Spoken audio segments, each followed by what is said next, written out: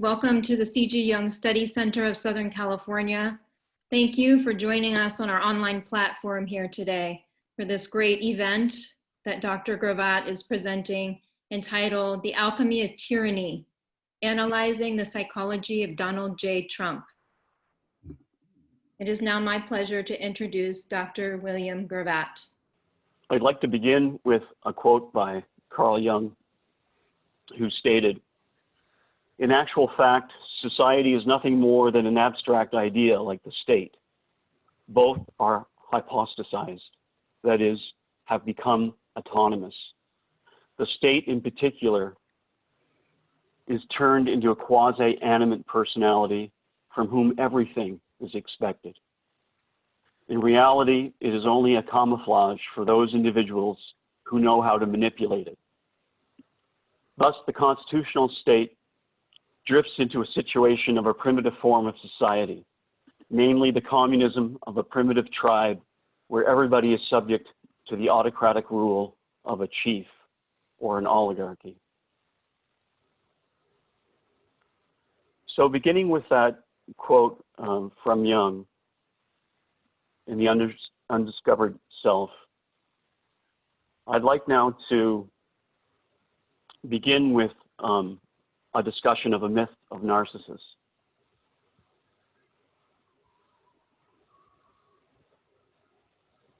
The classic version of the myth of Narcissus is by Ovid. While walking in the woods one day, Echo, a mountain nymph, sees Narcissus and falls in love with him. Narcissus senses he is being followed and shouts out, "Who is there?" Echo repeated, "Who is there?" She later revealed herself to him, but he shunned her and told her to leave him alone. Nemesis, the goddess of revenge, later lured Narcissus to a pool of water when he was out hunting one day. When he peered into the water, he saw his own reflection and fell in love with it, as if it was someone else. He eventually realized that his love could not be reciprocated, and he melted away under the force of his own burning passion, eventually turning into a gold and white flower. Edward Edinger tells us that it's instructive to consider the etymology of the word mirror. It derives from the Latin mirare, to wonder at, to be astonished, and therefore relates to such words as miracle and admire. The capacity to be amazed is connected to reflective consciousness.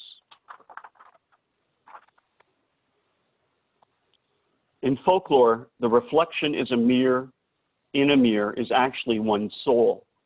Mirror symbolism and imagery can be seen from two different standpoints. One is the collective function of the culture. The second is the individual process of psychological development and the process of psychotherapy. Edinger states, "A clear parallel can be drawn between the process of development that takes place in the personal analysis of the individual and the process of cultural development that has occurred in the history of the race. They are fundamentally of the same nature, one being the microcosm of the other.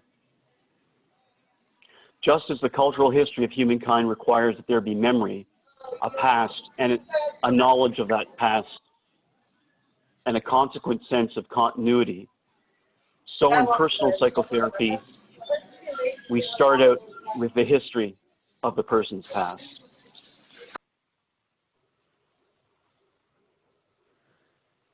The mirror function plays an important role in the therapist-patient relationship, which is one of the reasons why the relationship is so essential. Individuation does not proceed in a vacuum, because one needs not only an inner mirror, but an outer one. Going back to the myth, it's worthy to note that psychologically speaking, Narcissus is unconscious of the fact it's his own reflection that is being mirrored back to him. This ties into the fact that narcissists are incapable of reflecting upon themselves. This creates all sorts of problems relating appropriately to other people. Another way to put it is that they are dissociated from themselves because they are incapable of reflecting upon themselves or their own behavior. This precludes them from relating deeply or meaningful with others, and importantly, from being able to evolve or transform their own psyche. There is therefore a psychological immaturity that accompanies all narcissists and makes progress in psychotherapy difficult, if not impossible. Jung put it this way: there is no reflection in creation. To reflect is man's task, and he can do it when he is not sterilized. When he puts himself above it, he is sterile. In other words, if a person is inflated and puts themselves above it, they will be psychologically sterile. That is, incapable of psychological growth. The common psychology of tyrants. The psychology of tyrants follows a fairly specific path.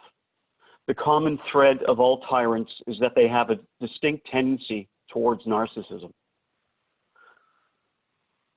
According to the Diagnostic and Statistical Manual of Mental Disorders, 5th edition, the essential feature of narcissistic personality disorder is a pervasive pattern of grandiosity, need for admiration, and lack of empathy that begins in early adulthood and is present in a variety of contexts.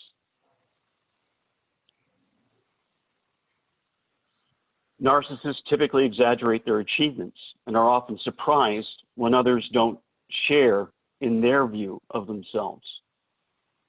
They tend to be obsessed with fantasies about their outstanding success, intellectual ability, power, and beauty. They have a tendency to believe that they are quite special and unique, and therefore can only be understood by others who are also special and unique.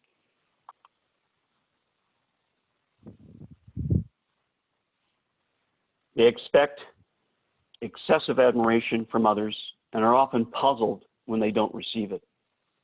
They have a very keen sense of entitlement. That is, they expect to be treated differently because they are, again, in their eyes, special and unique.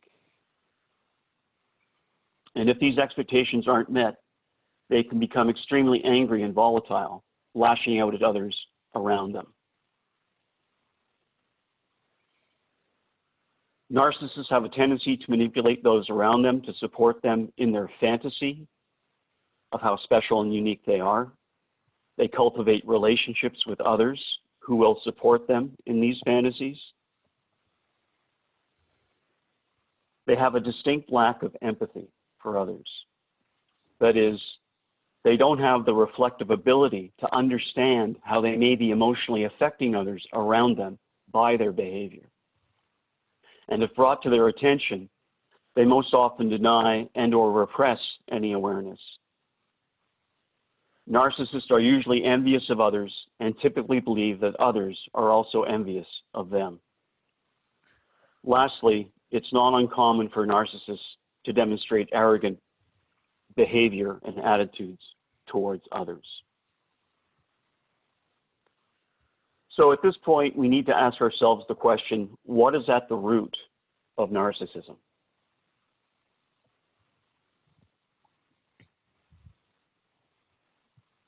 Underlying the positive inflation of narcissism, there inevitably is a very severe negative inflation or inferiority complex within these individuals. In other words, their self-esteem is very low and their ego is very fragile, which is the reason they had to construct the defense mechanism of the narcissism and positive inflation to begin with. Another way to describe this narcissism is to say that they have a superiority complex. The superiority complex then is a compensation for their poor self-esteem, weak ego, and inferiority complex. Typically, narcissists have been subjected to certain emotional and psychological trauma from their childhood environments. In the case of Trump, he had a sociopathic father who only rewarded a very narrow range of emotions. Trump's father, whose name was Fred Trump, had no capacity for empathy or compassion towards others, only sarcasm and often a meanness towards others. This Fred conditioned into Donald from a very early age. Related to this point, Nancy McWilliams, in her 2017 book, Psychoanalytic Diagnoses, states, in particular, remorse and gratitude are attitudes that narcissistic people tend to deny. Remorse about some personal error or injury includes an admission of defect, and gratitude for someone's help acknowledges one's need. Because narcissistic individuals try to build a sense of self on the illusion of not having failings and not being in need, they fear that the admission of guilt or dependency exposes something unacceptably shameful. Sincere apologies and heartfelt thanks, the behavioral expressions of remorse and gratitude, may thus be avoided or compromised in narcissistic people, to the great impoverishment of their relationships with others. You won't find the concept of malignant narcissism in the DSM-5. It is, however, a very practical and effective explanation by which to grasp a fuller picture of the personality of tyrants. It was a term first coined by Erich Fromm, a well-known social psychologist of his generation, in 1964. Fromm defined malignant narcissism as a severe mental sickness representing the quintessence of evil. He characterized the condition as the most severe pathology and the root of the most vicious destructiveness and inhumanity. A common feature of narcissism is the reoccurring need to always be the center of attention. Their low self-esteem demands reinforcements, validation, and admiration at all times. However, this is not the case with malignant narcissism. Those with this personality disorder have completely assumed their role of superiority and magnificence, and they don't doubt it for a second. The only thing they look for is to position themselves in a high rank wherever they go.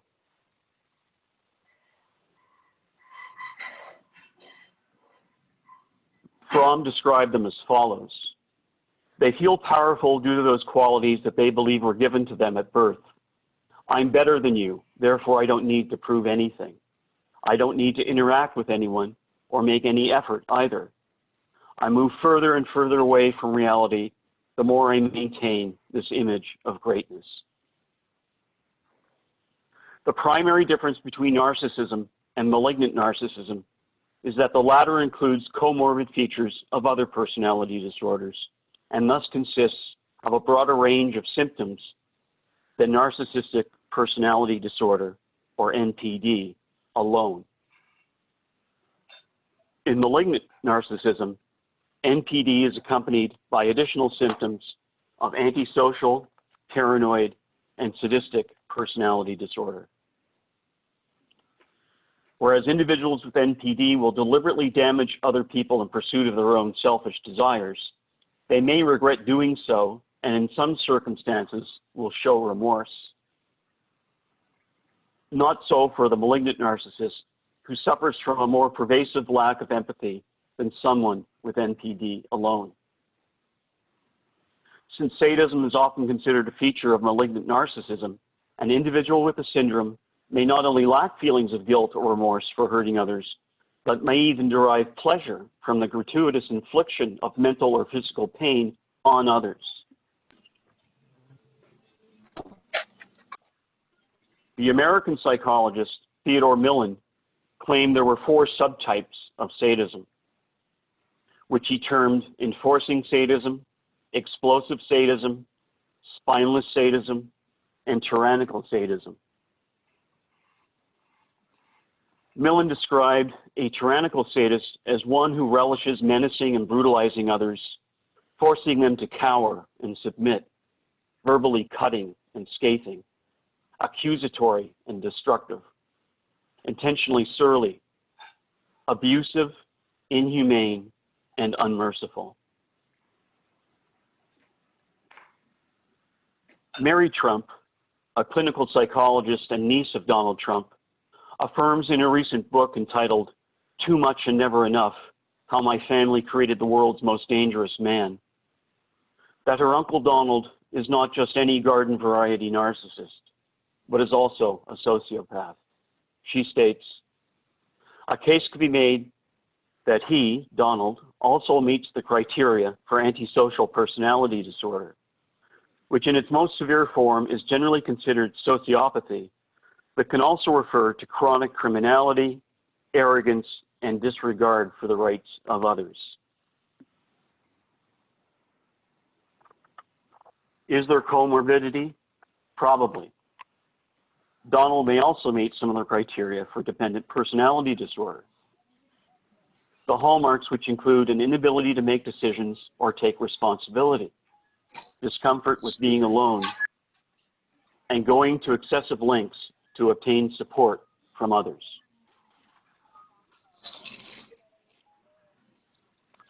Other factors to be considered include a long undiagnosed learning disability. Trump's disinterest in reading is well documented, and sleep deprivation, related perhaps to the fact that he drinks upwards of a dozen Diet Cokes every day. His constant tweeting through the early hours of the morning attests to the fact that he may get very little sleep. Mary Trump attributes Donald's narrow emotional range to the conditioning that he received from a sociopathic father, Fred Trump, over the course of many years. For Fred, his father, the ruling emotional value shown most often towards others was sarcasm and ridicule. When Fred became senile towards the end of his life, Donald, as opposed to having compassion for his father, ridiculed him. His father had taught him well.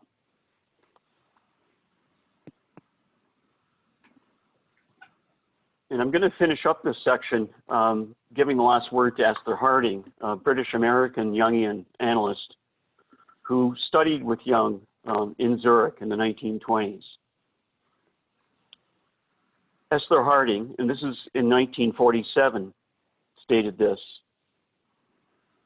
"Just as a negative inflation brings life to a standstill, so a positive inflation, causing the ego to feel itself powerful, dominant, and always right, is likewise against life. For a person whose ego suffers from such an invasion of non-personal powers does not contact life directly either. Instead of facing life and its tasks realistically on the level of actual attainments, he approaches them with the assumption that he is master. He identifies himself unconsciously with some great figure, Napoleon or Beethoven or Christ. Such an image is technically called the archetype of the man of personality. He may succeed for as long as the identification continues to be effective, but he will remain undeveloped as a human being, as a man, for instead of living his own life, he is living the life of an archetypal figure endowed with non-personal powers. While the identification holds, he feels himself to be in control. Actually, however, his psyche has been invaded, and he himself has very little to say about his own acts and thoughts. If the inflation leaves him, he will be empty, deflated, and helpless. If the identification with the powerful archetype becomes complete, he will have lost his humanity. That is to say, he will be insane." Whether Trump is in the process of becoming insane or has actually achieved that level of psychopathology is an open question. And next, we'll look at how this psychic infection of Trump's is affecting life force, both nationally and internationally, notably in concert with other tyrannical rulers around the world. So shifting now to a view of narcissism on a geopolitical level, it's not difficult to see the personalities of Vladimir Putin of Russia, Viktor Orban of Hungary, and I'll say more about Viktor later for those of you who aren't familiar with him, and Donald Trump of the United States come into full view. And to this list, we could add Milos Zeman of the Czech Republic, Recep Tayyip Erdogan of Turkey, and Bashar al-Assad of Syria. One never observes them accepting responsibility for anything wrong that happens. They are the innocent, blameless ones. They may often view themselves as the victims in a situation when it suits them to do so, but they are never the perpetrators. Though they may have to act at times to quote unquote protect themselves, as Putin was apparently protecting Russia from the West by invading the Ukraine in 2014. All of them have very thin skins and classically react when they've been ridiculed and humiliated with disdain, rage, and/or defiant counterattack. Putin reacts like this in a quiet, more introverted way. For example, having the Russian Foreign Intelligence Service, the SVR, formerly known as the KGB, poison old political rivals living abroad, then pretending he had nothing to do with it. Trump reacts in more of an extroverted way, tweeting unceasingly about whomever has just gotten under his skin, which is very easy to do. One just has to criticize him and the tweeting will commence. Be it a Democratic official of color, a rogue white Republican who has the gumption to stand up to him, or immigrant Gold Star parents from the Middle East who don't agree with his policies. It is fair to apply the word evil to behaviors that idealize destructive aspects of the self. And the sado-populist and sado-fascist behaviors practiced by individuals like Putin, Orban, and Trump would fit into the above description as would a hand to a well-fitted glove.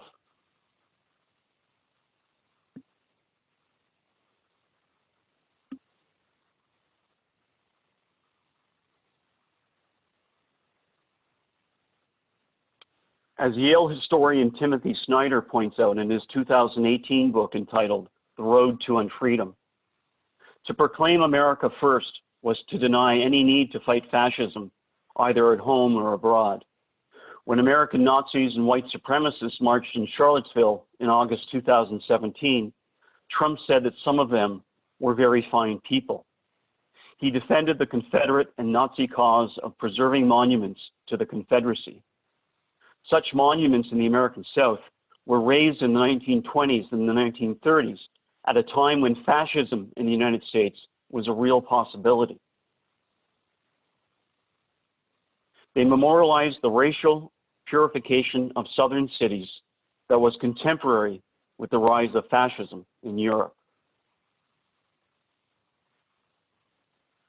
A politician like Trump uses false beliefs about past and present to justify fictional policies that reaffirm those false beliefs, making politics an eternal struggle against enemies. Snyder terms this philosophy the politics of eternity. The American version of the politics of eternity, as practiced by Trump, is to pit whites against blacks, liberals against conservatives, and Christians against Jews and Muslims. The whole point of these divisive politics is to inflict pain. This includes giving the top 1% of the population a huge tax break financed by the lower and middle classes, and weakening the Affordable Care Act, also known as Obamacare, kicking 20 million people off of affordable health care insurance, even in the midst of a global pandemic. The principle here is, I don't mind suffering and being in pain as long as the other guy is suffering worse than me. Just give me my emotional hit every day or week by attacking Muslim immigrants, blacks, Latinx, and liberals, and I'm happy to accept my pain.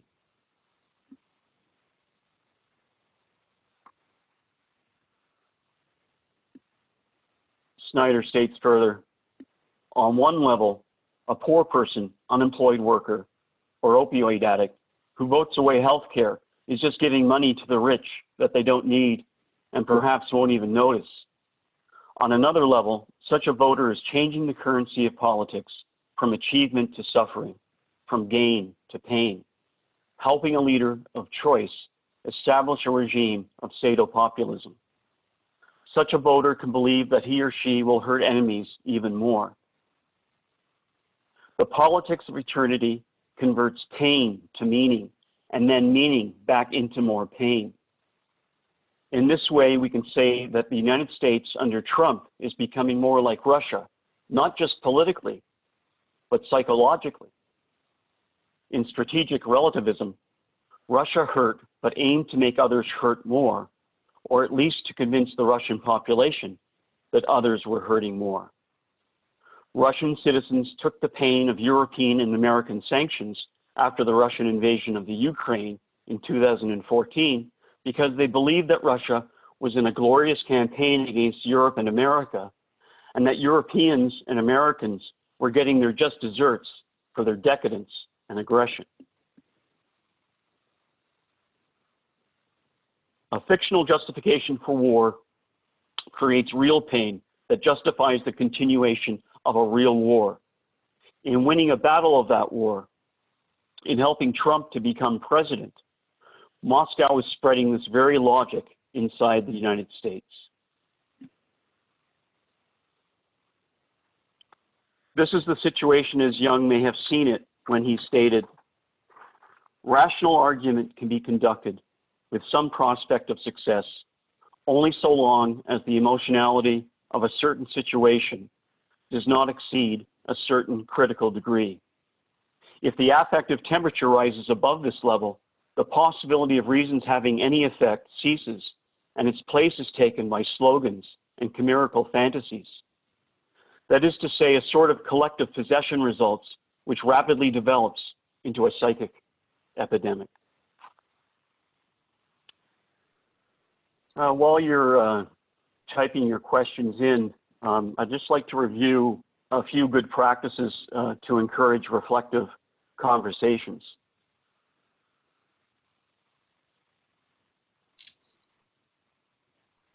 One, we acknowledge one another as equals.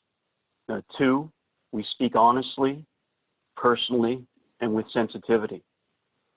Three, speak your truth. Four, we engage in the difficult but worthwhile work of listening. And five, when things get difficult, turn to wonder. So just some good practices to guide us in our discussion and in our small groups that are going to follow in a little while.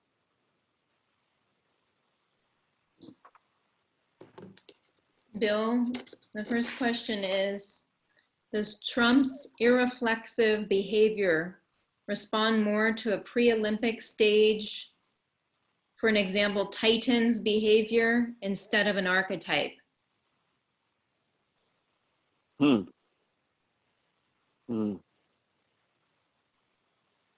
that's a good question. I'd have to reflect longer on that one to answer that question. I have written an article previously and presented also on the topic of Trump being possessed by the trickster archetype.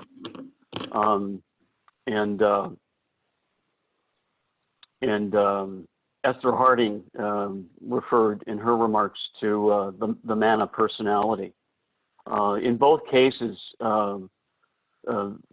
that's discussing somebody like Trump as being possessed by the archetype, whether it's the hero archetype or the trickster archetype. It's an over-identification with the archetype, which leads to a possession, and it leads to that person acting out of that possession in very unconscious and chaotic ways. And I think we see that every day with Trump. So I don't know if that answers your question, but that's where I go with it in the moment. Okay, also, can you offer your thoughts on the dynamics of Trump's disciples who are impervious to facts, etc.? Yeah, Scott Peck in his book, The People of the Lie, says something relevant to that, which is once you choose to be a follower, you give up power. And so they're choosing to give up their power to Trump, who they're allowing Trump to lead them. So it's about falling into a follower's energy as opposed to a leader's energy. And so I think that's the issue. It begins at that decision point where you decide you're going to follow this person for whatever reason. You know, it might be power, prestige, prominence, whatever it's feeding. But that seems to be the decision point. Once you decide to be a follower, you give up your power as a leader.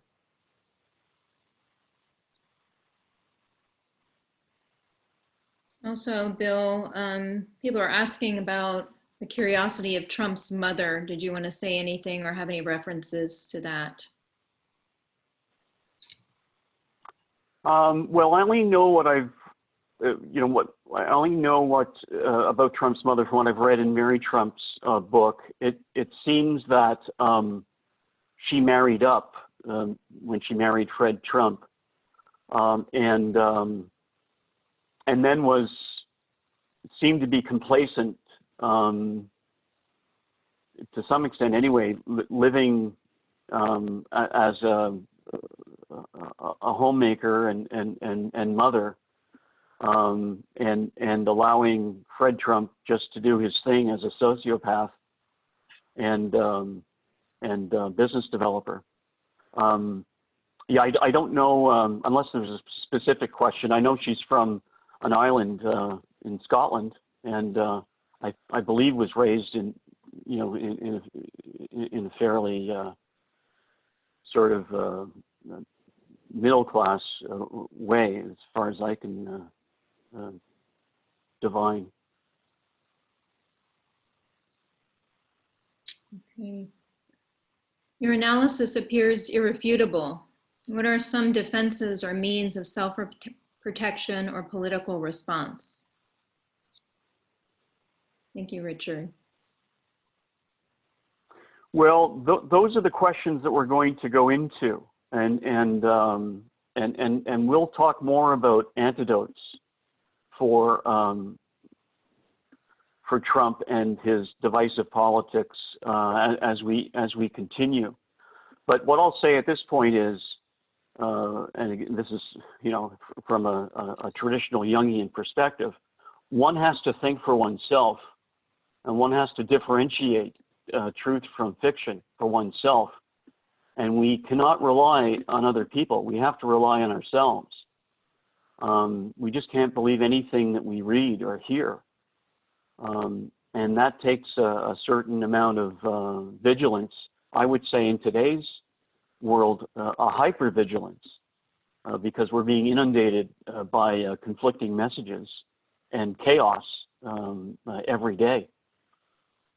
So we really have to, I think it comes down to personal responsibility in differentiating the truth and not accepting, not following other people, but figuring out for yourself what's true for you and what's not. And we'll expand a lot more on that in the next hour. Sounds good. Can you discuss the alignment with evangelicals, sorry? Well, it seems a very odd marriage, doesn't it? Especially when you realize Trump doesn't really believe in anything. From a religious sense, or a political sense, or a moral sense, there's really no core there to Trump.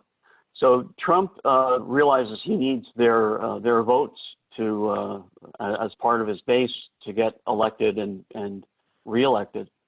So he's, and they've made a trade-off where the issues for them are, to have conservative Supreme Court judges and to be anti-abortion. So I think those are the two big deciding factors, and a lot of evangelists even now are seem to be happy to make that deal with the devil, so to speak. Yeah, it's a transactional situation. It's they're getting something from Trump, and as long as they're getting those things from Trump, they'll continue to vote for him.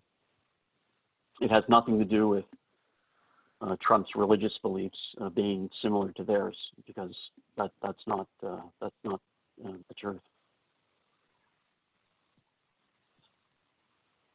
Okay, can you say more about how those in political power are in pain themselves, causing them to inflict pain on others?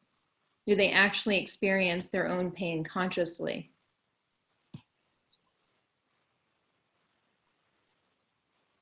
Well, I don't know if they do consciously. They're going against the truth, and if you're going against the truth, you're going against the psyche. So you're out of harmony with the psyche and the collective unconscious, and there is a price to pay when you go against the psyche. That's just reality. So now, whether and they will be feeling some pain. Whether it's conscious or not, I suppose it depends on the individual. So far, most Republicans in Congress, in the House and the Senate, seem happy to go along with Trump's agenda. Been very little pushback, even though they know and will say in private conversation that they think he's nuts. So, you know, it's the chasm there between reality, the truth, and the reality of the present situation is huge, and there's going to be a price to pay for those individuals. I can only imagine what their dreams are telling them. Mm-hmm. Okay, Joe's asking, Bill, I'm struck by the degree to which Trump seems let me start over. Bill, I'm struck by the degree to which Trump seems to personify and speak to the shadow of mainly white conservative voters. What is your take on that? Yes, he's very instinctive in a predatorial way in knowing what buttons to push, and so he understands the shadow of the American white population in particular very well, and that's what he caters to, and it's quite conscious, I think. That part of it's quite conscious with Trump. You know, like I was commenting on Trump as the trickster. You know, he represents the very worst of our shadow. Mm-hmm. He epitomizes it, and he expresses it. So he isn't the American shadow in of himself, but he reflects the American shadow, and he facilitates it. He stirs it up, and he does it very consciously. His politics of divisiveness are quite conscious. It's not that he has any grand scheme. I don't think politically, because he doesn't. He doesn't strategize in that way. It's more of a sort of reaction, a predatory, like a predator reacting all the time to the situation that he's in, as opposed to any grand planned political strategy.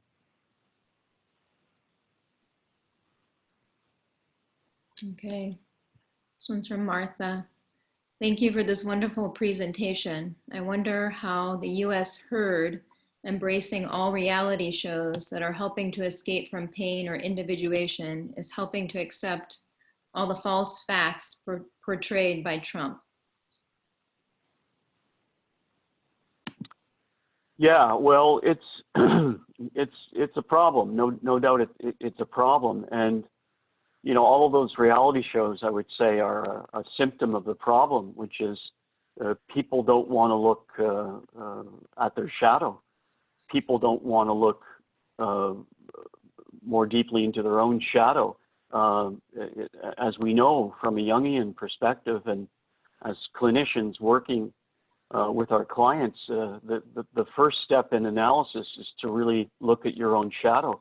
And for a lot of people, it's just, they just can't do it. They just don't have the ego strength or the moral character to do it.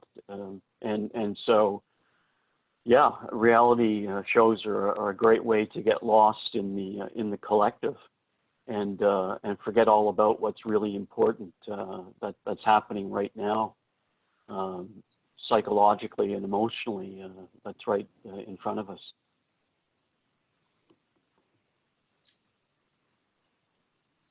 Next one is, I am curious if you can offer your depth perspective on the correlation between Trump's tyranny and his likely lost connection to his inner child, his inner divinity.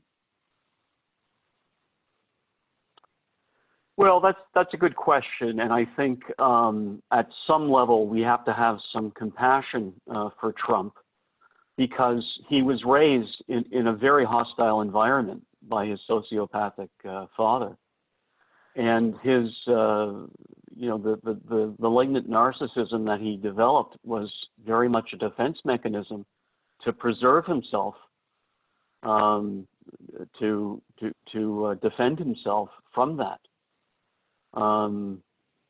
You know, as I often say, you know, we all have the psychology we have for a very good reason. It didn't come out of nowhere. You know, we've all been shaped by our experiences, and Trump had a very hostile environment to grow up in. And if you're only ever being rewarded when you're being sadistic and ridiculing other people, like his father did, you know, then that's what happens. He got conditioned that way, and as a result, as an adult, he has no empathy or compassion for other people, and so he's not really human in a way, and it's really tragic at one level. The problem, of course, is that he affects so many other people, and the entire world, being in the position of power that he's in as president of the United States. So while we have to have some compassion for him on one level and empathy for him and his background, we also have to defend ourselves against him and his actions and all of the chaos that he produces on a daily basis. It's just who he is. Mm-hmm. In what way is Trump a reflection of the American psyche? Well, I think we touched on that when we talked about the shadow. He's a reflection of the American shadow. I mean, the country, in many respects, it is a great country and is a great experiment in democracy. And it also has a significant shadow, beginning with the way it treated indigenous people and then black and brown people and minorities. You know, that's a 400-year-old shadow of the country. But you know, we have to be able to hold the tension of opposites. It's both ends, not either or. But Trump focuses on the shadow. And, you know, Make America Great Again is really code for Make America White Again.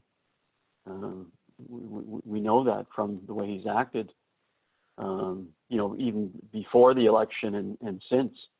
It's pretty clear who he is and how he likes to manipulate the shadow of the American people. And he's got, 35, 40% of the American people, whistling his tune right now, which is scary. Mm-hmm. Can you speak to the connection between dystopian literature and the manifestation of dystopia? Well, I think what you see manifesting with the dystopian literature, movies, books, etc., manifestos, it's all an expression of the archetype of the apocalypse. And a lot of people are quite seized by the archetype of the apocalypse right now. Apocalypse means to reveal or to uncover. And there's a lot being uncovered right now. Is it the end of times? Well, we have to look at it symbolically, not literally. I think those people are looking at it literally, the end of time or end of the world, individuals or groups. That's the wrong way to look at it. The right way to look at it is to look at it symbolically. Are there, let's take systemic racism. Is that something that needs to die? Yes, it does. And what needs to take its place? Something healthier. So there's a death involved, but there's also a rebirth aspect to it symbolically. It's death and rebirth. It's not just death and nihilism. And that's the danger, is so many people are possessed by the archetype of the apocalypse in a sort of concrete, literal way. And it just becomes nihilism. It's like, yeah, the world's ending, and let's help it along. Let's help destroy it. That's not the answer to anything. That's evil. So we have to look at it symbolically and look at what needs to die, what ruling principles in our society need to die, and what do they need to be replaced with. And where I go next with that is the feminine. There needs to be much more of the feminine in the ruling principle of our world and our individual countries. A redemption or redeeming of the feminine, one of the missing force that Jung talked about. Not to mention nature, which is related, of course, to climate change and how we're debilitating we're destroying the planet we live on. So that's where I go immediately when we talk about these things. Hey, Bill, it's about 11:03. Do you want to continue questions or move on? I think we could move on to the groups. Okay. And what we're going to do is we're going to move you into triads. But before we do that, we're going to give you 15 minutes to answer these two questions. So let's start with the first question. And again, this is not share or die. If you want to share something, that's fine. And if you don't want to share anything, that's fine too. So the first question is, what are the lessons from understanding Trump's psyche at a deep level that are valuable to you as an individual and or as a clinician? And I'll just open it up to whoever. Maybe it'd be a good idea if you put up your hand and then unmuted yourself and then spoke, and we could go in some sort of order, if that makes sense. We had a wonderful connection. I was with Charles, and Barbara chose to just listen in, and I didn't think I had a lot to say, but it turned out that I did. And what I've been working on with myself in my analysis and with my clients is what parts of this is possibly shadow that we could own. I find that really challenging and very difficult for myself, and even to focus in on most of them. But nevertheless, it's an opportunity to go to shadow that I wasn't even aware that I had, which include narcissism, omnipotence,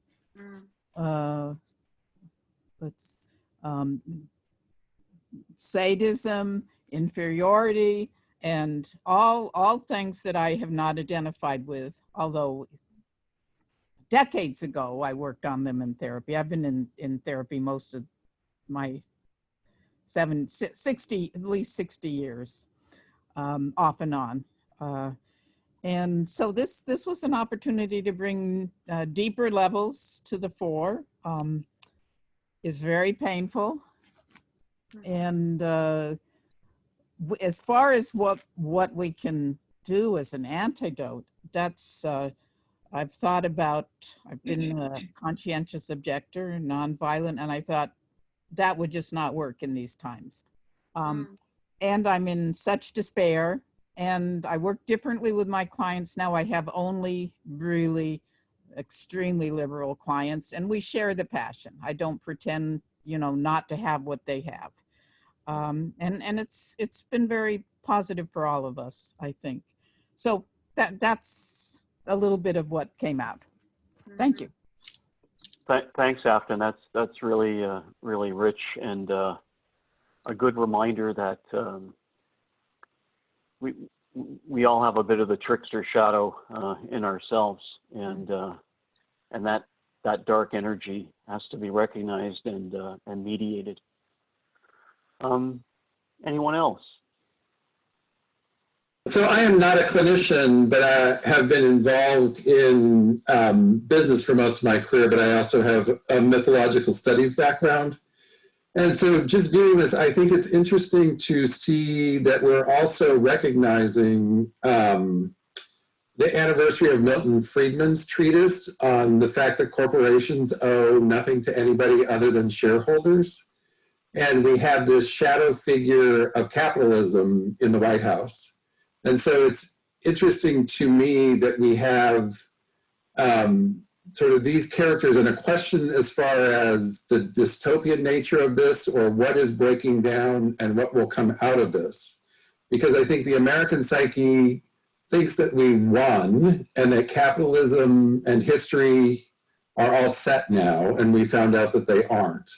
So it really, to me, is a breaking apart of things. The other observation is I have worked with people in the hospitality, and I would put that in quotes, industry in New York.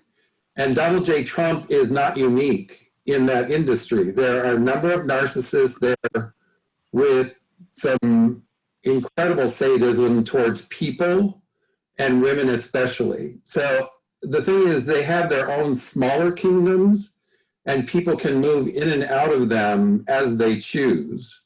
Now that he's got basically, leader of the free world to practice this, it becomes a whole nother dimension. But he's by no means unique in business or in his industry, although he was not a successful businessman. Mm-hmm. Yeah, thanks, Paul, for sharing all of that with us. And I especially liked your point about the American psyche thinks it's one, and capitalism is the way it's going to be. I think we can all see that capitalism works very well for some people, and not very well for the majority, probably, of people. So that's a great observation. Thanks for sharing all of that with us. Paula, would you like to speak? When we were talking, it came up that for one's own self-care, that to remember that that time is not just one dimension, that eternal time interacts with temporal time, and that cultivating both those awarenesses and whatever method you use is helpful in regulating the response to the inner and outer situation. in a way that might be helpful. It's, so that's it. The cultivation of those two awarenesses regarding time. Thanks, Paula. Nice point. Yeah. I'm gonna talk about time and trauma in the next section. Rick. Thank you.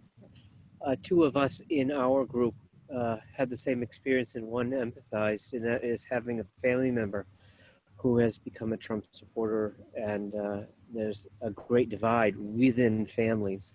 I have a son who, is very conservative, conspiracy theorist, Trump supporting, and it just, my jaw drops when I listen to him talk. I'm like, I cannot believe, like, where did you get this from? And you didn't get it from me. Although maybe his Democratic complex is a father complex, and I need to take a look at that.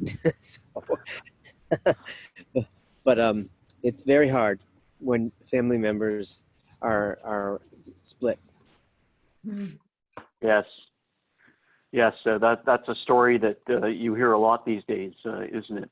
Even within the same family. So it's a struggle. It's a very challenging time to cross that divide at times. Yeah. Thanks, Rick, for sharing that. Martha would like to raise her hand, or she's raising her hand. Yeah, go ahead, Martha. Thank you very much for this wonderful opportunity, and I appreciate the discussion in the small groups.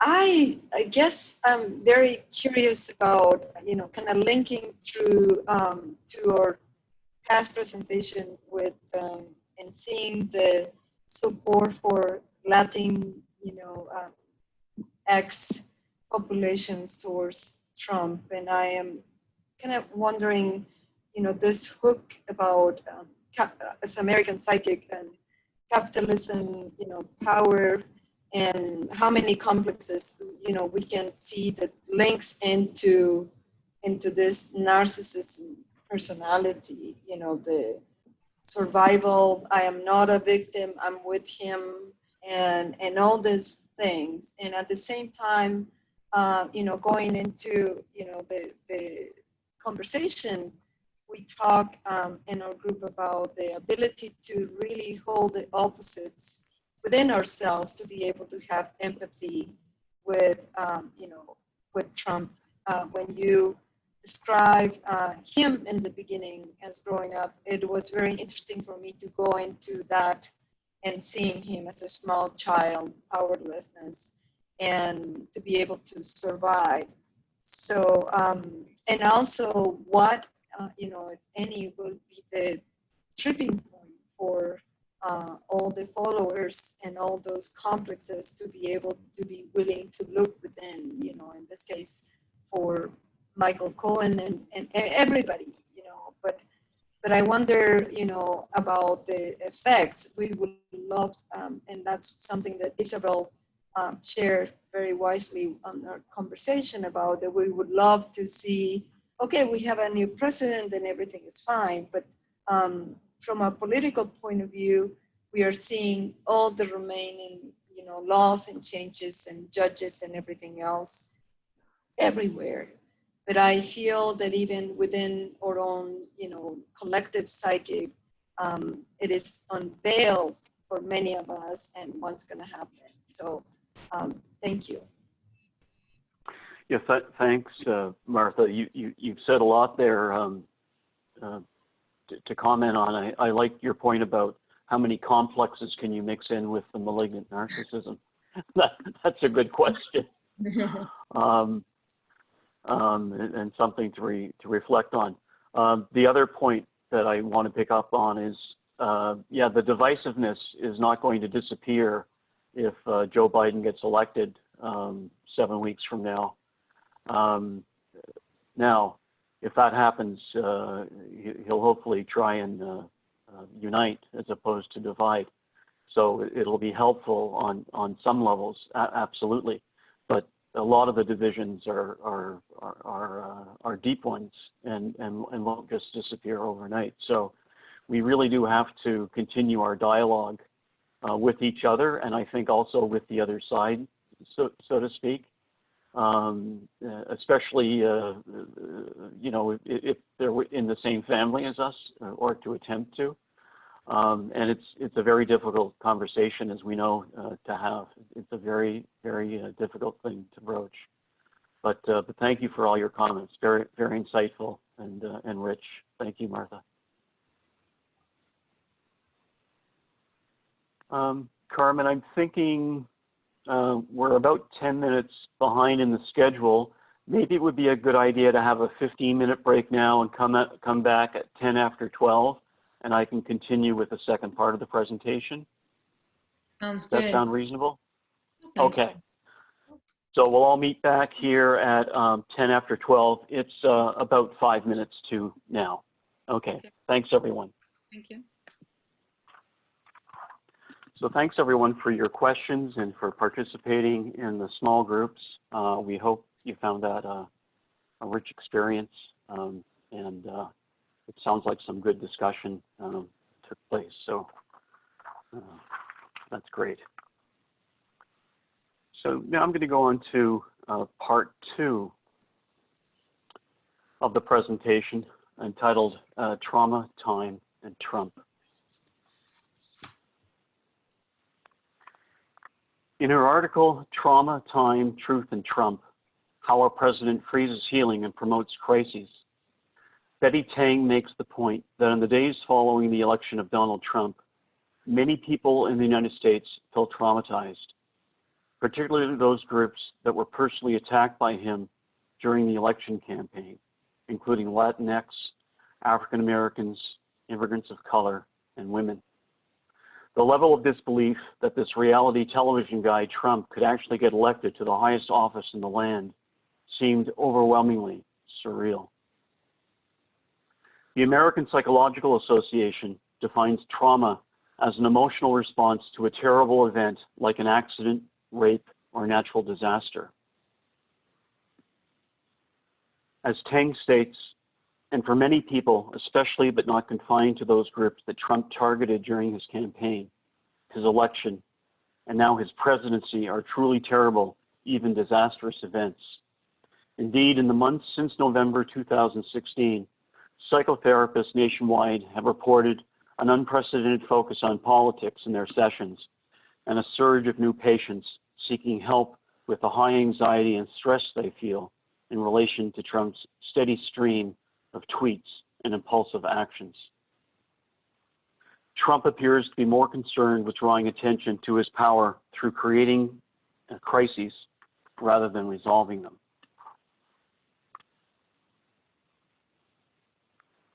This surge of free-floating anxiety due to Trump being in office is a fact I can attest to in my own analytic practice in Los Angeles over the past 3.5 years. And I've heard the same from many colleagues. And the anxiety and concern has not abated. It's only worsened since this time, now exacerbated further by the COVID-19 pandemic and hundreds of anti-racist protests across the country in support for Black Lives Matter after the murder of George Floyd in May of this year.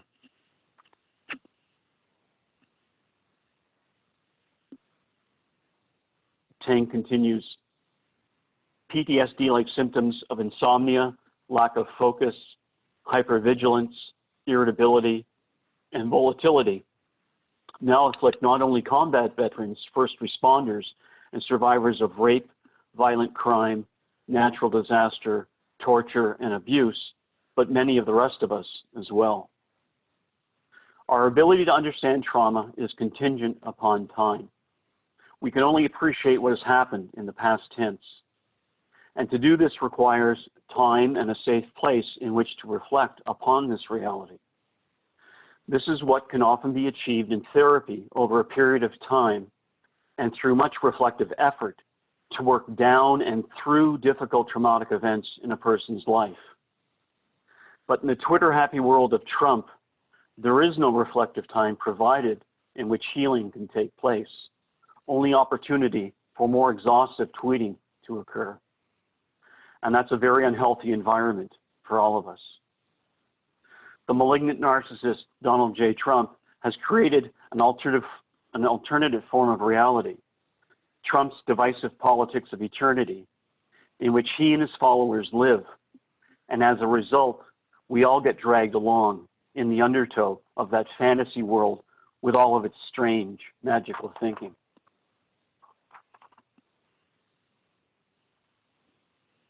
Trump and impeachment. In February of 2020, Trump was acquitted from impeachment by the Republican-led Senate. Upon his acquittal, Trump didn't demonstrate any remorse or guilt for his illegal actions in attempting to bribe a foreign nation to help him cheat to get reelected in a domestic election. He maintained that it was, quote unquote, a perfect call to the Ukrainian president who's seen in this image, who was being requested to directly interfere in the American election by Trump. This behavior is entirely consistent with that of the malignant narcissist. Instead, Trump felt emboldened to go on a revenge tour, prosecuting his enemies who were not loyal to him throughout the impeachment crisis. That these individuals were loyal to the Constitution of the United States doesn't count at all for Trump. It's only loyalty to him that counts. This is how a dictator behaves in a third world country, or a mafia boss in New York City. This is our current president. It appeared that our newly crowned American emperor could never be either indicted or impeached, that he's above the law. But then something unforeseen by Trump, though not by others, happened in a wet market in Wuhan, China, and a coronavirus pandemic was born.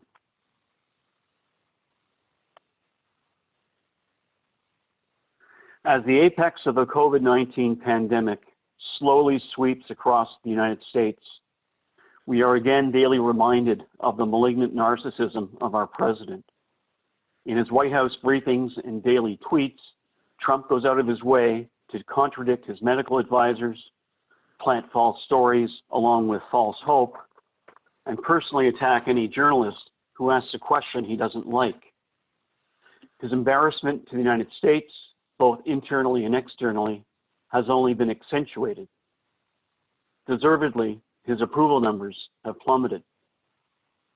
His carnival barking about the coronavirus can't detract from the rest of us away from the seriousness of the epidemic we are all facing together.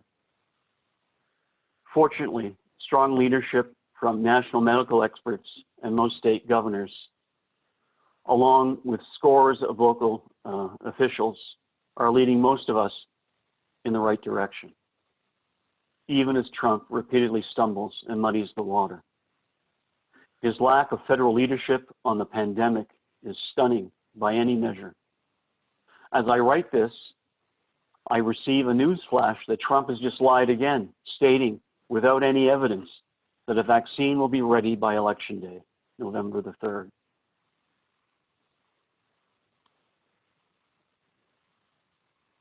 Trump has led from behind throughout the pandemic, at first downplaying its importance and then describing it simply as a democratic hoax.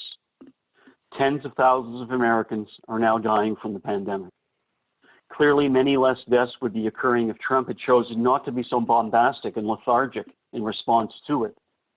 Instead, in the typical fashion of the malignant narcissist he is, he seeks to blame others for any problems while maintaining that he did everything right. On a more positive note, his behavior also demonstrates the fact that, unlike Putin in Russia or Erdogan in Turkey, Trump is simply too lazy to seize control of the country in a more autocratic way, using the pandemic crisis as an excuse. Windsor Mann, in a brilliant essay in the LA Times in April, stated, "Trump prefers fake problems to real problems, because real problems demand real solutions, which demand real work. Trump doesn't like to work, and rarely does. He spends most of his time watching TV, tweeting, and talking on the phone. In addition to being too lazy to do things, Trump is uninterested in doing things. He's interested in having things.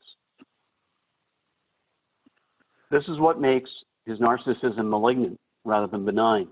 As the social psychologist Erich Fromm observed, narcissists derive their self-worth from their possessions, not from their achievements. Subverting democracy requires more effort than Trump is willing to exert. He wants to be a dictator, but he's unwilling to do the work to become one. Just as he inherited a fortune, he wants to inherit an autocracy. To be a strong man, you have to have a strong work ethic. Trump has only weak ethics. With regards to Black Lives Matter, consistent with his other bad behavior, Trump, instead of attacking institutional racism within the United States, has chosen to attack the protesters and even weaponize government troops in places like Portland, Oregon, in order to attack the protesters, hoping for a photo opportunity for his re-election bid that shows him to be tough on crime. Fortunately, no one is buying what he's selling, like a snake oil salesman at an old-timey religious revival. Once again, Trump demonstrates to the nation and the world that he is incapable of empathy or compassion towards others, as well as being unequivocally racist.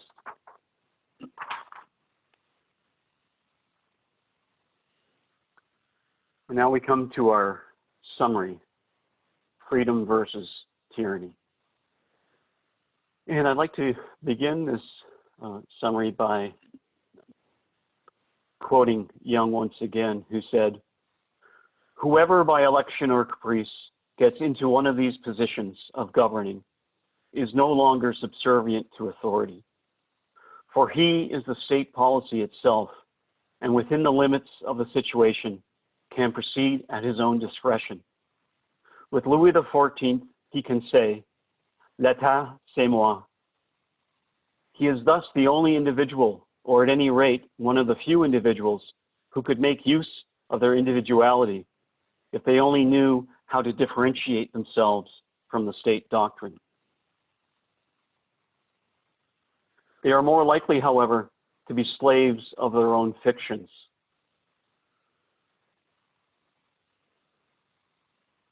Who become the victim of their own inflated ego consciousness, as numerous examples in history show."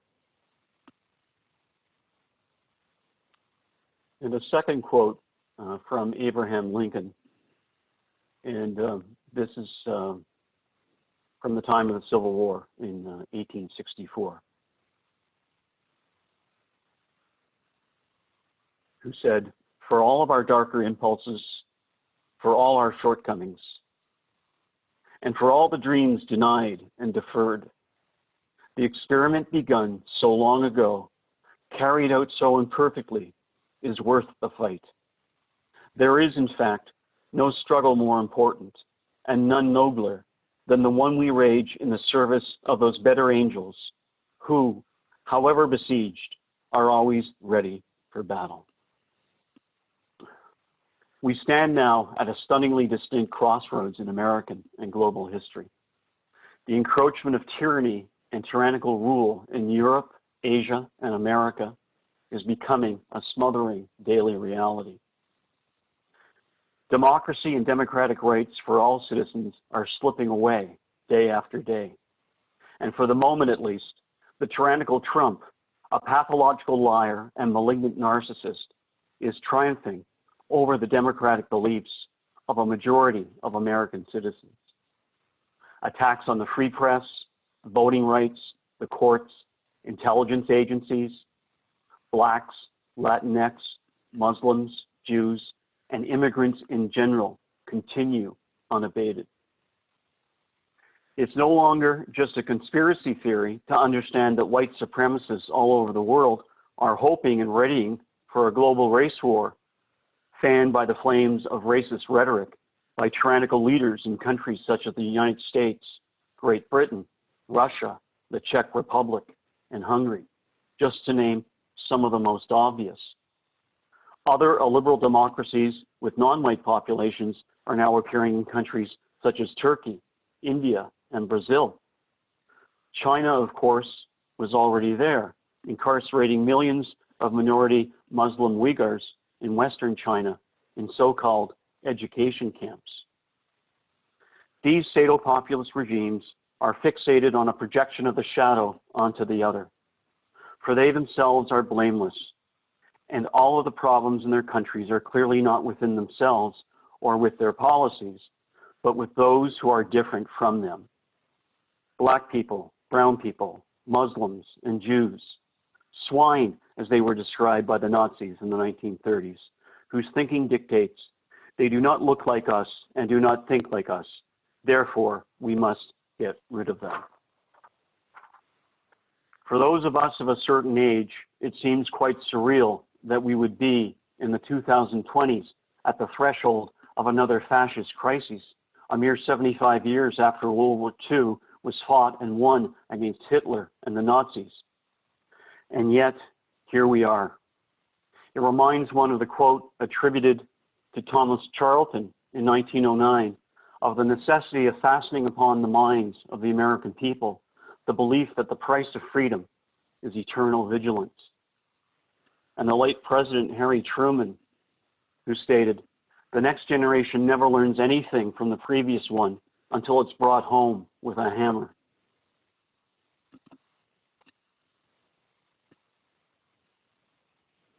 The Alchemy of Freedom.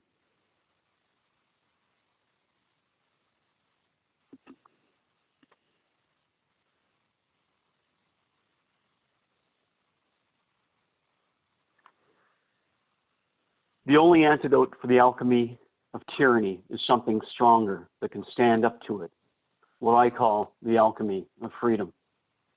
Tyranny is made up of the toxic elements of inequality, divisiveness, repetitive lies and conspiracy theories, fear, hate, and anger.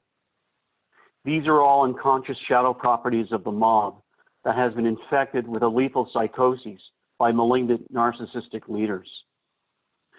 These are largely people who believe their leaders have their best interests at heart and will protect them, when in reality, they are being exploited by those leaders as mere objects.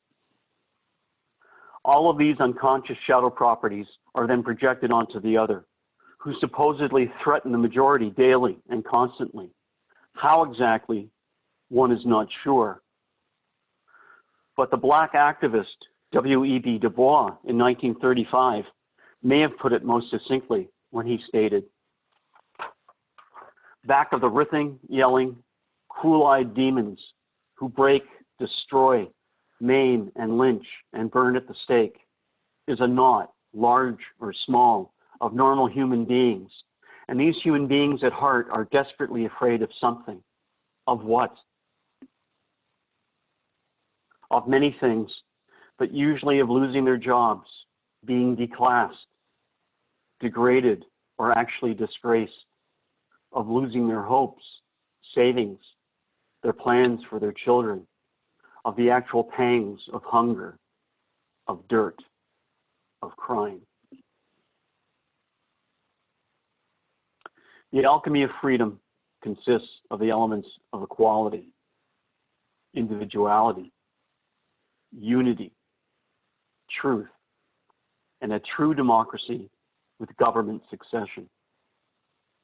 Specifically, freedom is based upon the ability to differentiate truth from fiction.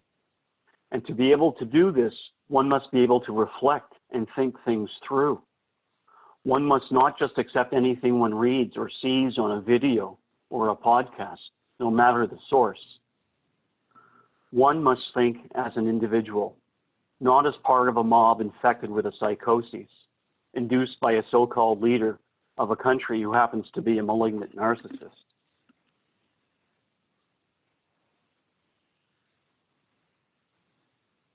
This demands discipline and effort of will. This demands paying attention. This demands an eternal vigilance. This is the price of freedom. The psychological reality of the present time is that we are woefully unconscious, individually and collectively.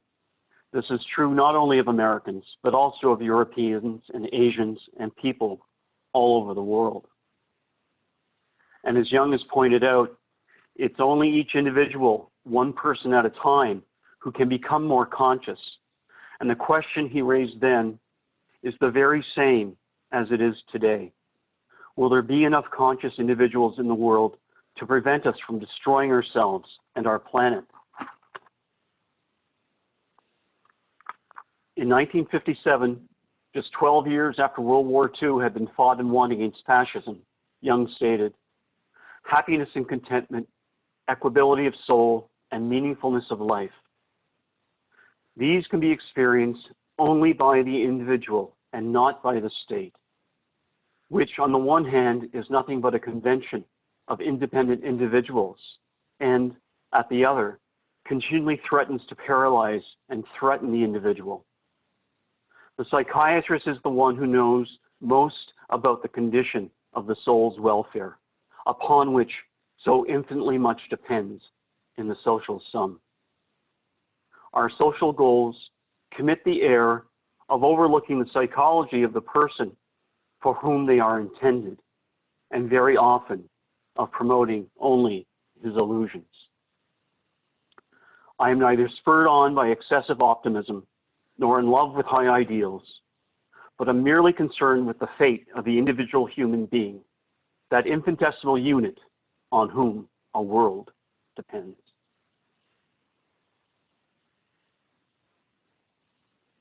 Thank you. Can you hear me? I can hear you, Charles. Yes, yes, please go ahead. I just want to say I'm really, really very, very grateful for your presentation. That's my overwhelming feeling. It's such a pleasure to hear something besides what we hear on TV, something that's analyzing the whole situation from a deeper perspective.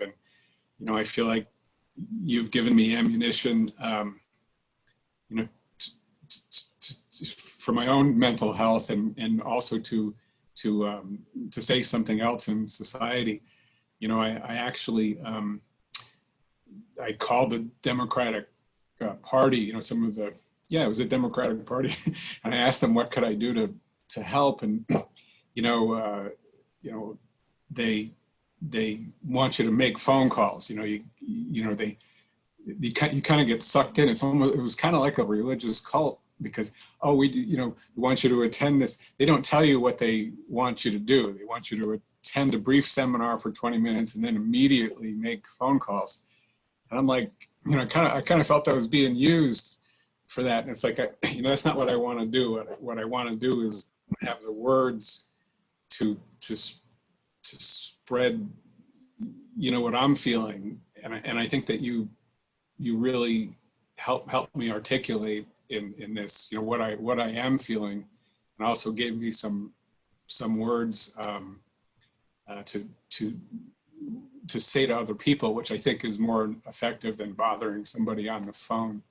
So, I just really appreciate what you're saying, and the right on the narcissism thing. You opened my mind about, or you gave me new insights into narcissism, and I really appreciate that. So, thank you. Thanks, Charles. Very much appreciate all your comments, and that's great if you found it helpful in those ways. Thank you.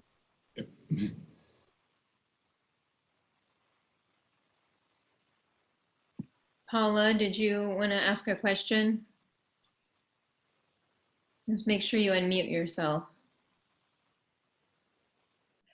I just want to say it was so helpful and well done and put together. And the other reading you brought in, the illustrations, I particularly like the one of the alchemical one you used at the beginning, where they put his head into the oven and then all the stuff's coming out of the top of his head. That's very, very much what seems to be happening, right? So the expulsion of the devils. The what? The expulsion of the devils is the title the of that. expulsion of the devil, for sure. Wow, that would be something if that could happen. What would be there, What would be there if that was not there? So it was really helpful. Great presentation. Yeah, thank you, Paula. Welcome. Linda. Hi, thank you so much. The problem I have is, you know what you said about when somebody asked about reality TV shows, you said people who haven't got enough ego strength or maybe not enough moral courage cannot look at their own shadow. So they have to project it onto others. So if they cannot, what are we going to do with them? You know what I mean? Because the kind of people who need to listen to what you're saying would never tune into anything like this. You know, Yes. in a way you're preaching to the choir, yeah? So that's my problem with it. Yes, no, it's a huge problem, of course. I guess, I don't know, maybe I would ask one of the other Jungian analysts in our group to answer that question. I have my thoughts about it, but maybe one of our other study center analysts, or some analyst from somewhere else would like to answer that question. I'll speak. Can you hear me? Yes, thank you, Leslie. Go ahead. I work in a small rural community, so I work with people who are both Democrats and Republicans. And over the last 5 or 6 years, I'm chanting inside myself, you know, what is the therapeutic question? What is the therapeutic move here? They are coming to me because they want me to hold the fear and anxiety that they all have. And so I feel less afraid right now than I did when I logged on. And a lot of what I'm helping people sort through are their fears, whether they're Democrats or Republicans.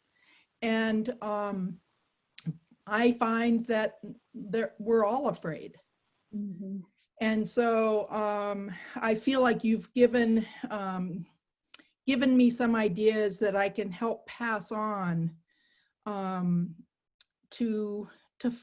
for everyone to find, you know, to find their voices and to care for their families and their communities and themselves, which is what I feel like my path is, or my work is. So I want to thank you very much. I was looking forward to it, and I feel like I have some nuggets and ways of talking now or understanding that will be helpful. Yeah, thank you, Leslie, for sharing that. Any other, anyone else like to answer Mary's, Linda, Mary Edwards' question?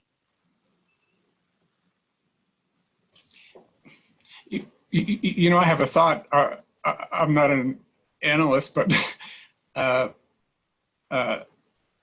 you know, it's the same as you know, how do you help, for instance, somebody stuck in a psych ward, you know, who's got real mental health problems, and, you know, they don't have ego strength either, but you know, you can pull them out. I mean, you can't hit them over the head with the full dose.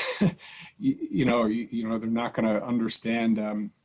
They don't have introspection skills, and they haven't studied Jung, but there's ways to compassionately lead them.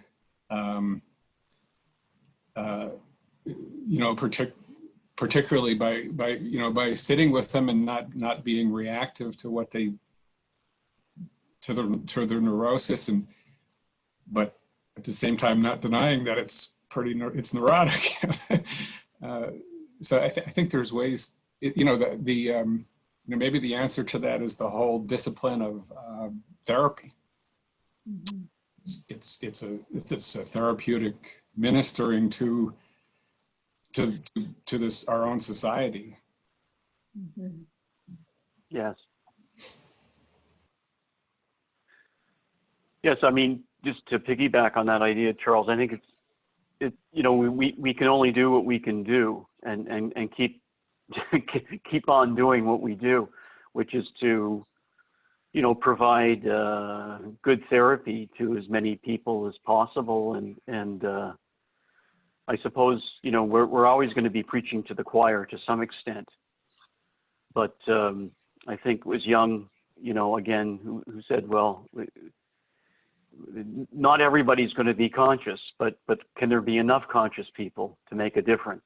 And I think we have to operate on that principle. And Edgar even went a step further than that. He said you should operate on the principle that of one person, which is yourself.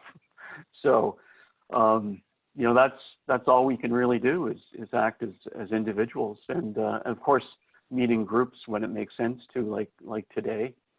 Or with some of our societies and so on. So I don't know if that completely answers your question, but.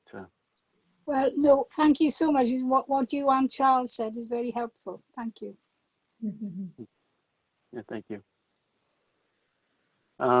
Yes, Claudia, go ahead.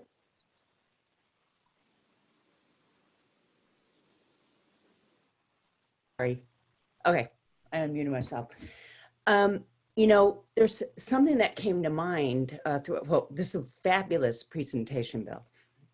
And something that came to mind is the responsibility of the media and technology. And there's a documentary on Netflix called The Social Media Dilemma.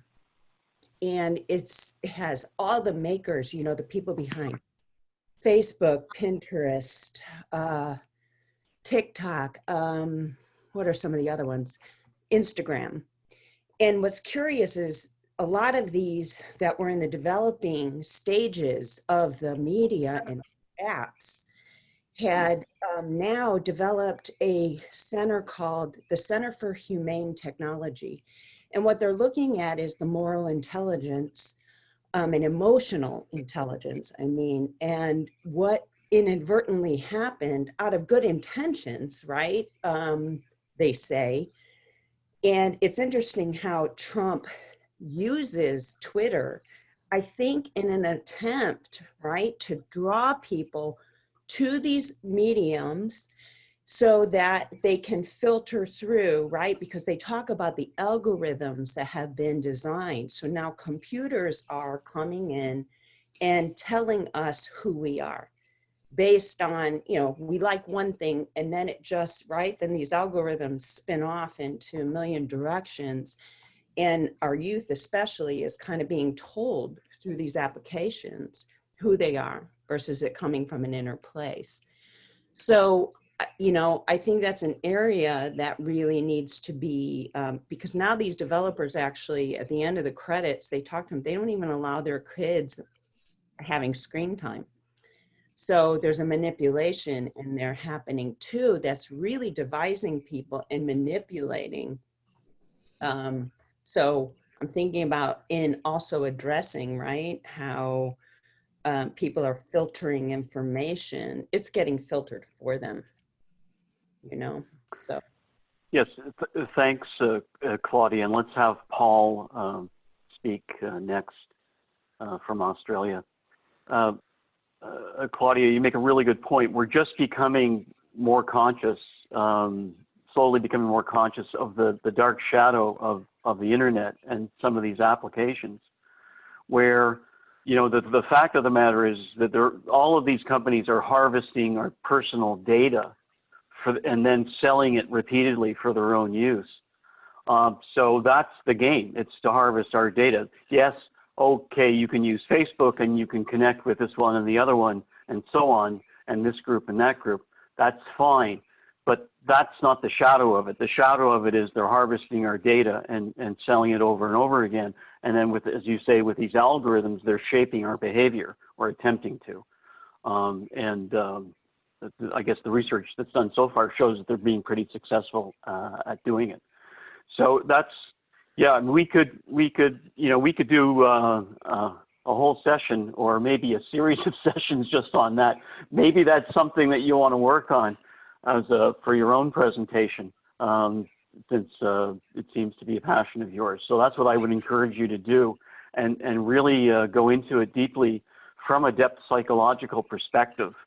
And I think that would be very valuable to all of us to do that, study and research and do that presentation.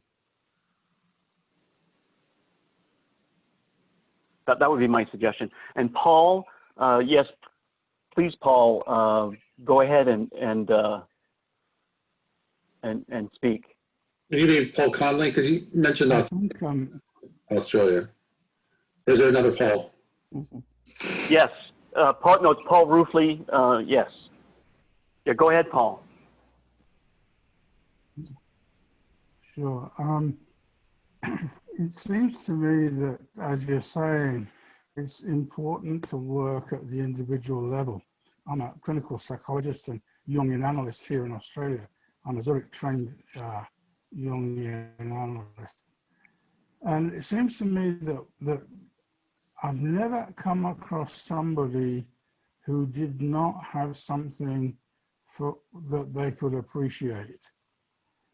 And what I try to do is to get people, even in the greatest fear of their own shadow, to find something within themselves that they can appreciate. Often it's a relationship, a friendship, even a memory. And that then brings out this ability to express gratitude. And I found that this approach then switches the whole thinking eventually, so that the thinking and the fear of the shadow tends to disappear, and appreciation then becomes the mode of living. Thank you, Paul, for saying that. That you know, that's very powerful. I think what you said there. You know, that that's a really powerful way in to a person's psyche to have them appreciate, talk about something they appreciate about themselves, and then use that as sort of the crack in the darkness, the crack of light in the darkness. That's the image that comes to me. So thank you for that. That's very powerful. Yes, Regina. I'm on the call today from Minnesota, and in Minnesota, after the election of Trump and all the conflict that brought to people, some local folks, including a psychologist and family therapist named Bill Doherty, formed a group called Better Angels. And their goal is to help people learn how to, as they say, talk to each other across the political divide. And they actually do workshops with people and teach them about how to do this, people with very opposing views and so forth. So if you're interested in learning more about that, you could look up Better Angels Minnesota or something like that, and just to see what they do, because it's really very practical, and really to help people know how to talk to people who have very different views without losing it. So I think it's a nice resource. Yeah, thanks, Regina. It sounds like it's a way in to get people to discuss on a together in a civil way and begin the discussion. Yeah, thanks for Better Angels. Better Angels. You know, again, I don't know if it has a more formal name, but if you Google it, you'll come up with Better Angels Minnesota, or if you look up Bill Doherty, Doherty. That's another. He's done a number of books and things like that. Yeah. Better Angels Minnesota and Bill Doherty. Yep. Hey, Bill. Okay. Thank you, Regina. Thanks for sharing. Hey, Bill. Hey, Nard. Yeah, go ahead. I thought I would share with the group an encounter I had with a man in a couple streets down to show us how we all feel, because basically talking to these people, whether it's your family or, I mean, it's a complete failure. You're right. I mean, it's just, so this guy is out in his front yard and I'm walking by with my dog, and we get to talking, and it turns out this guy is a complete Trump guy. I mean, he just is, and he's angry and a bully, right? So we're talking, and it's in the conversation. It's really him just bullying me, and I just made a comment about. I mean, I don't know how you can, have a president who's documented lies over 20,000 times, and he said to me, "Well, how do you know that?" And that was his retort about a number of things. The pandemic. He said to me, "How do you know that?" I didn't know what to say. I just said, how do I know anything? I don't even know. We're both standing here. I see that you're there. How do I know it? I'm here. And we got into this aggressive kind of existential thing where, I said, well, I'm not going to talk about the school reading thing in California. We were talking about Trump. He just changed the subject. And, but it ended up angry, and I felt defeated, and he, I think, felt like he bullied someone. And I think that's what we're kind of talking about, is this kind of level of profound, aggressive, narrow, biased, hostile attacking, Yeah. Yeah.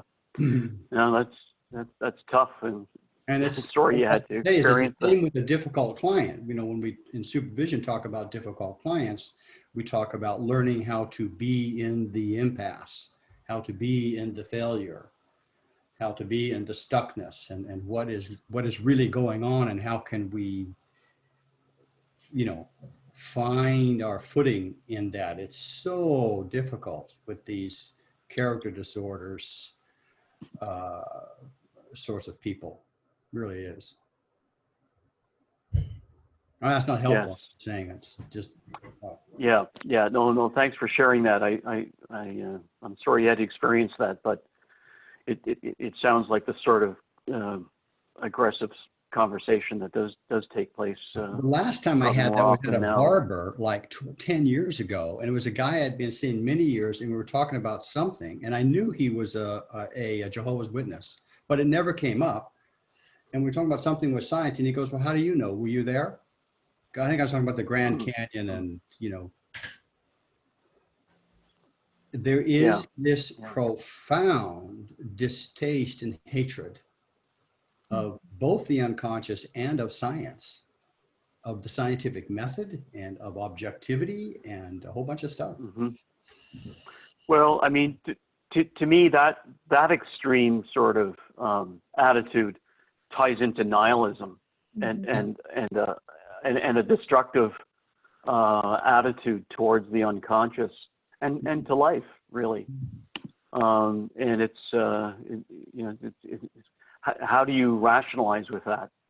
If a person doesn't believe in facts or believe in science, it's tough. There's not really any common ground there, or much common ground, unless there's some willingness to have a conversation, to have a discussion. Didn't seem like that was the case in that situation. Bill, we have Rachel that's been having her hand up. Go ahead, Rachel. Also Cindy. Thank you. First, I want to thank you for such a thoughtful and insightful talk. I've really glad I'm here to participate in it. And what struck me in this last second part, I've never thought about it this way before, but I appreciate your focus on alchemy and how the whole notion of turning lead into gold. It's both depressing and hopeful, because it hit me that since Trump has been elected, we have been in a leaden kind of culture. That it's permeated everything with that whole, it's the prima materia, but it's also, the dark stuff that we really don't want to deal with. And daily it's forced in our faces, by somebody who's really expert at that. But at the same time, I think about how, I was thinking about this talk as a description of Trump and the culture, but actually what came to me is, the way you do alchemy is it's an action. We're taking action, and we're the alchemists. it's not just a description, it's actually a kind of call to action. So I really thank you for that, because we're the ones who are tasked with making lead into gold, and it's not an easy task, and it's not one that we necessarily want to do even, but here we are. So thank you so much. But here we are. Yeah, you're very welcome, and thanks for your comment, Rachel, about alchemy. I think that's very true. There's always the hopeful aspect that all of these base elements can be distilled at some point into gold. It won't be an easy task, but it seems to be the task that we're all confronted with now on an individual and collective basis to do. Well, and kind of fascinating that this is a person who is surrounded by gold in his house, in his in his hotels. It's everything. It's the like the narcissistic mirror, as he's putting up gold everywhere to convince himself that there's some value there. Yeah. We could add that he's also very mercurial. Thank you, Bill. Yeah, thank you, Rachel. Hey, Bill, Cindy Sanford has been raising her hand. Cindy, sorry, go ahead. I can't see everybody on the screen at one time. Go ahead, Cindy. Sorry to keep you waiting. No, that's fine. I just unmuted myself. Can you hear me? I can. Well, one of the things I have been curious about, because it comes up a lot in session, is, and in my own life actually, but dialoguing with other, and we've been touching on it here. And I'm reminded of a Van Jones interview from 2016. I don't know if anybody remembers that. He went into, after the election, he went into a household of Trump supporters. And he sat down with the intention of dialoguing with them and listening to them.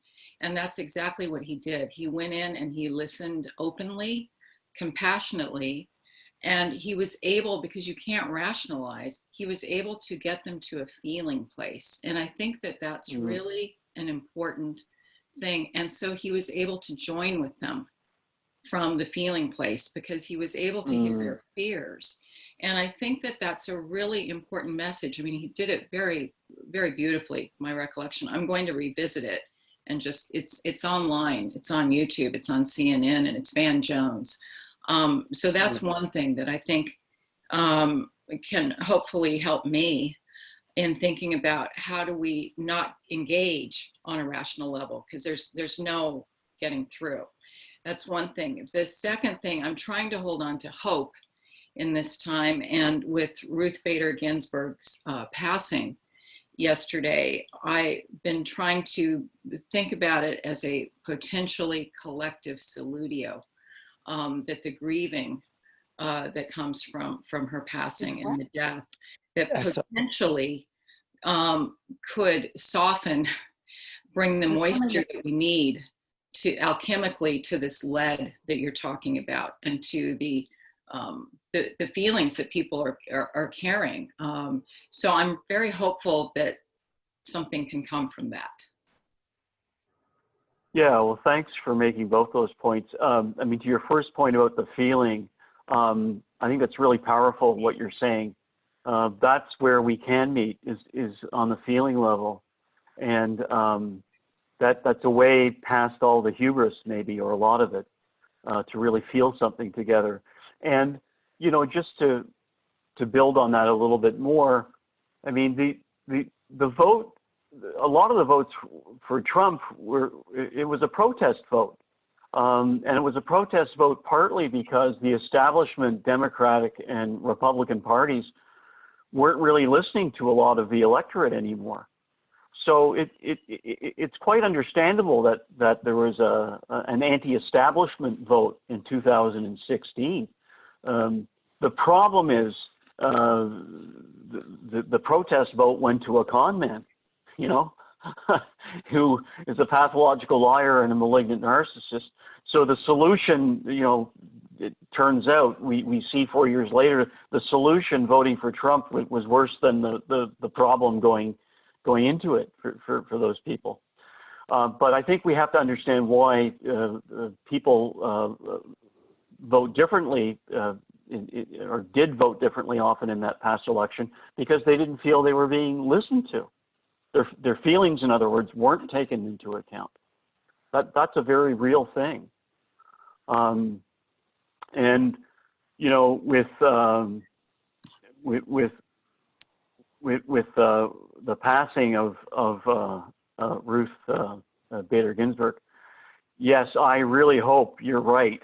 The only problem is Mitch McConnell is already planning on putting, you know, somebody else forward, even though there's only 50 days to the election now. So, you know, that's the political environment that we find ourselves in. But I sure hope there's something soothing coming out of it, and some coming together coming out of it. Hey, Bill, I don't know how many people know this, but did you know that Congress can pass a law to change the number of justices? They can add justices with the president's signature.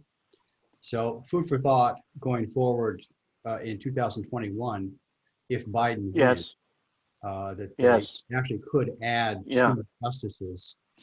Yes. And he could sign it. What that would mean for 40 years from now, I don't know, but that is something. Yeah, interesting note, and I guess we'll just have to wait and see how it all shakes out. It's still just so recent, and it's going to take a while to process all of it. We're a little past 1. What do you think, Carmen? Is there someone who's had their hand up for a long time? And Janet Blazer. Okay. Let's take one last question from Janet. Yeah, go ahead, Janet.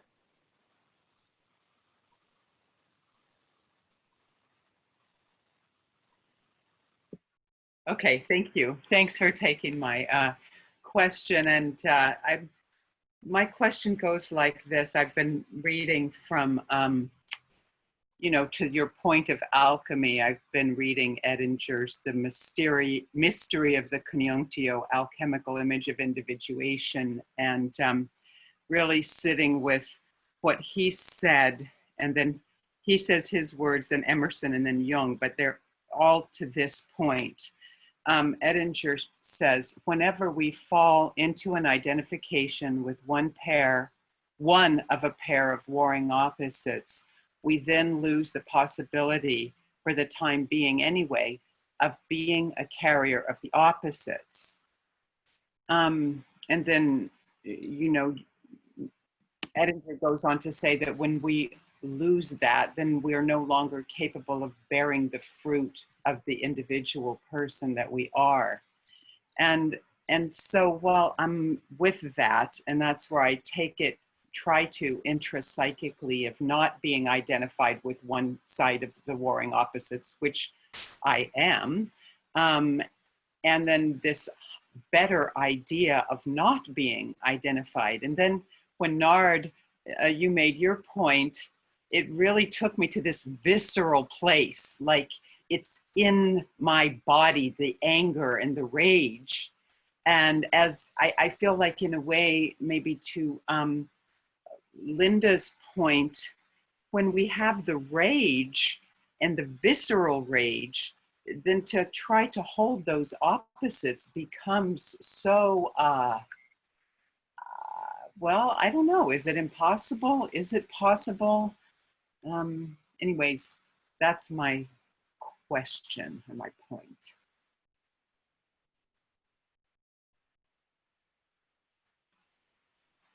Yeah, thanks, Janet. I mean, where I go with that is, yeah, you can carry the opposites as long as there's some good in each opposite. But if we're confronting evil, then it's difficult to do that. I mean, that's what I'm hearing you say, and I think I agree with you. You know, what do you think, Nard? How would you hold the opposites in that situation? You guys, I mean, I'm trying not to say this, but that word has finally come up in this seminar. And we are in the midst of a crisis, the biggest one that we've had since the Civil War. And we are encountering a conductor of evil. And so it pushes us to go inner and find our depth. And it also pushes us to acknowledge, if I can say this right, and I haven't heard it said anywhere, but acknowledge the transformative result of dealing with evil. And so what I would say is Black Lives Matter, the Me Too movement, and other things, we didn't see them, you guys, with Barack Obama. We didn't see this. Trump, the sad truth is that this horrendous creature of a human being has caused more change than we have seen in decades.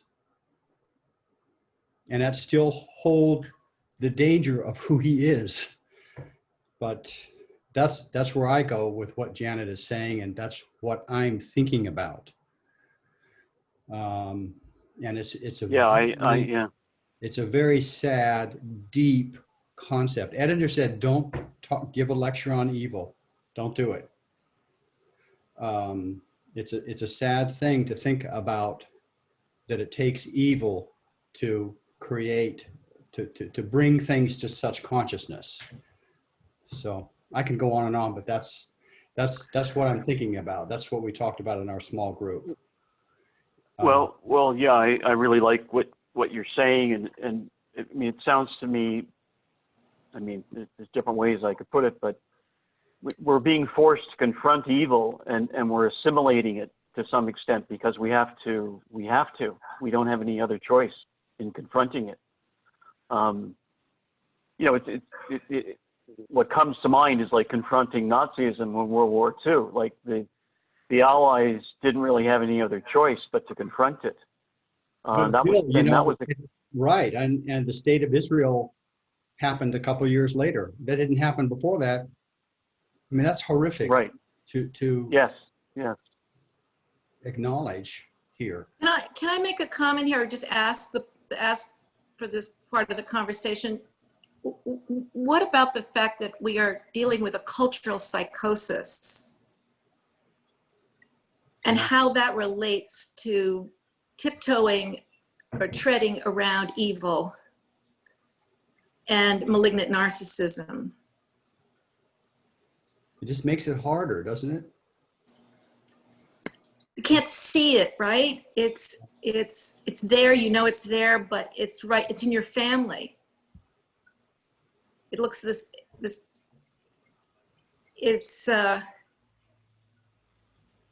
how does this transformation occur if there's a mass cultural psychosis?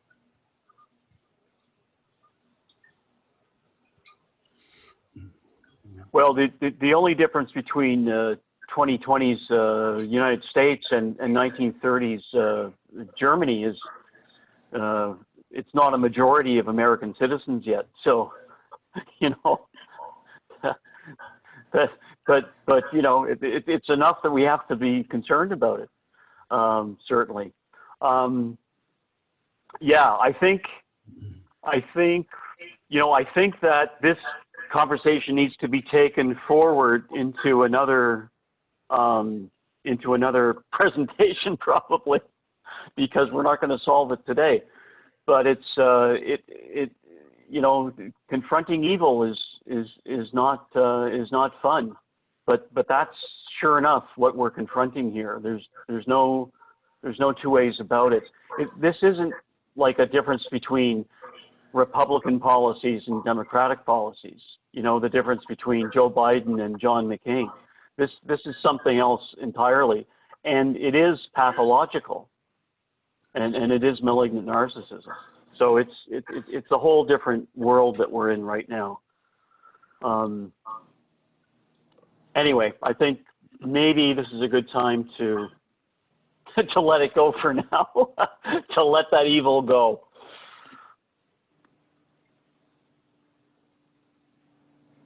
you guys have any questions, you can always reach out to me. And Nard Michaels is the director of training. We also have Jackie Feather, who is the director of admissions. So feel free to reach out to any of us, and we love seeing you here. Thank you.